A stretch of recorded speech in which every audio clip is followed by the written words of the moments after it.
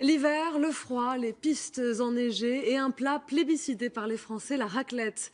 Eh bien, sachez que la raclette de Savoie bénéficie désormais du label européen de garantie et de qualité et d'origine. Retour sur l'histoire de ce fromage fondu avec Ambrine Bdida et Étienne Prigent, ainsi que Thierry Simonet. Un fromage gratiné et coulant, directement gratté sur la meule. Dans cette station de ski près de Chambéry, la raclette est un plat incontournable en cette saison.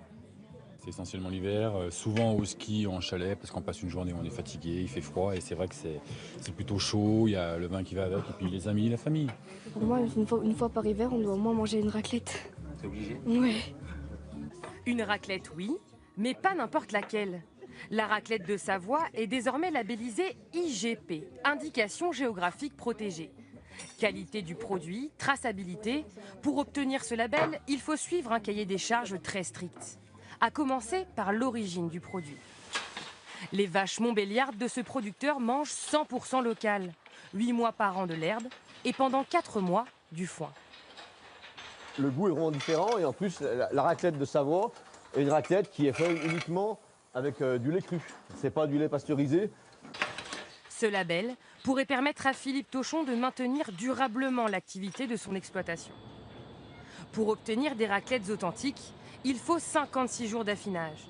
Dans cette cave, tout est fait pour assurer la qualité du produit savoyard. La texture, on a travaillé dessus pour avoir justement une texture souple, agréable en bouche à froid et aussi à la fonte avoir une raclette qui nappe bien les pommes de terre, qui ne rend pas d'huile. 60 000 tonnes de raclettes sont vendues chaque année en France, mais seulement 2500 viennent de Savoie. Désormais, il n'y aura plus de malentendus. L'IGP garantit l'ancrage au territoire du produit. Ce qu'on espère, effectivement, c'est une montée en gamme du produit, une reconnaissance de sa montée en gamme, donc un retour sur investissement qui se fera forcément aussi par les prix, qui pourra mieux rémunérer l'ensemble des acteurs de la filière savoyarde.